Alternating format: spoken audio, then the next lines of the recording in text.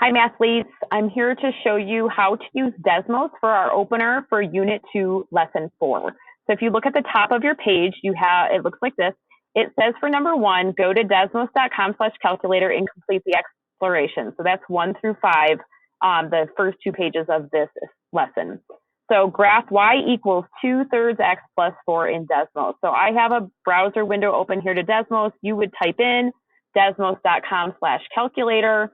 And the first thing we're going to type in is y equals, and you can do that by popping open this keypad that's in Desmos down here. You can see that, or using the keypad on your Chromebook. It works just the same. So I just typed in the letter y and then the equal sign. To type in 2/3, I'm starting with 2, and I have to make a fraction template. And you can do that a couple of ways. You can use the division symbol that's right here, and that will pop open a fraction, or you can use the / that's between the period and the shift on your keypad on your Chromebook. And because remember, a fraction bar is simply division. That's what that means. So I type in 3. If I put the x right away, you can see that I get a graph that we haven't graphed before, and my x is not up in front of the fraction. It's down in the bottom. So I'm going to backspace and delete that. And then I'm going to use my arrows, and I can use this arrow right here, or I can use it on my keypad and then type X. And you can see that we get a line, which is a little bit more typical to the types of things that we've been graphing. And then the last part of the equation was +4. So this is the equation that we're talking about. If I go back to my sheet, it says for part B, plot 0,4 in Desmos in the box below the equation. On the next line, type 3,6. We're going to do both of those things. Now we can plot points. And so to get to this next line, you can hit the, just use your mouse or your, and select that, or your finger on your keypad, or you can hit enter from that previous line. To do an order pair, you do have to put the parentheses in. So 0, 4 in order for this program to recognize it as a point. And you can see that point is on our line right here.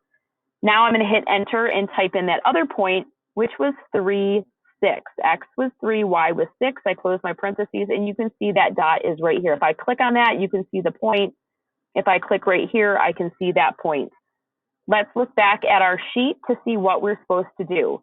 So part C says graph the same line and points from Desmos on the line to the right. Be precise. Well, we can do that just by graphing these 2 points right here. So I can graph the point 0,4. 0,4 is right here. And so I'm going to plot that right there. And then 3, 6, x is 3, y is 6. That's right here. It's going to be easier, obviously, for you to do this on paper than for me to do it on my computer, but you get the idea that I have 2 points right there. And again, if you need to remember our axes, this is always our x-axis, and our vertical axis is always our y-axis. So we have these 2 points here from our graph. Now it says use a straight edge. That can be a ruler, but it can also be anything, like fold a piece of paper in half and use that to draw this, because you want to go through the points precisely. If you're worried that you're not going through the points, look back at Desmos. We can get those values. Like I can see that it is hitting here at -3, 2 as well. So I can see that point, and you can, if you drag a point anywhere along the line, it shows you the infinitely many points that make up this line. I can also see this point right here at -6, 0. So you can use that to plot it. Where you can go to change your scale. So I can zoom in and out on this.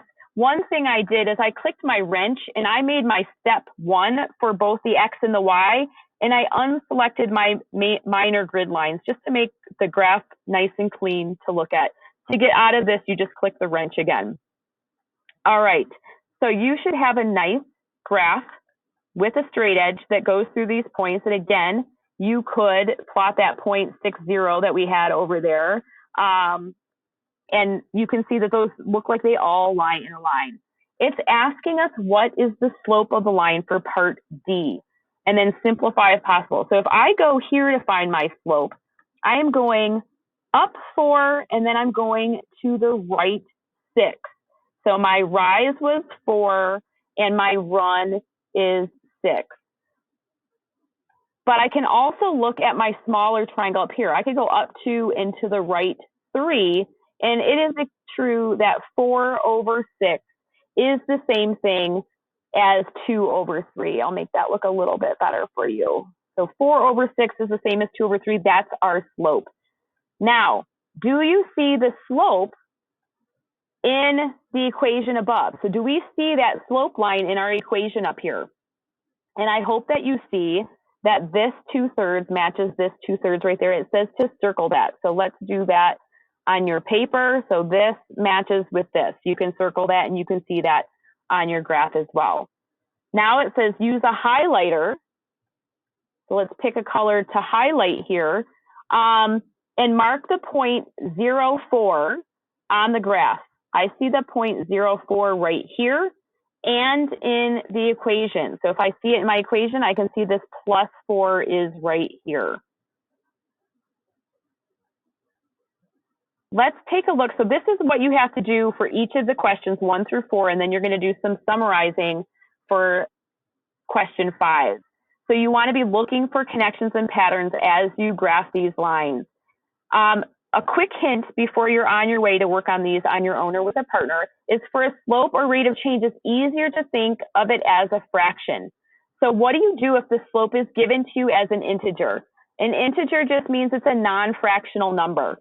So in these examples that I have down here, these are all numbers that are integers. That means they're not written as fractions. How could I write those as fractions? How can I write those values as fractions? 2 is the same thing as 2 over 1.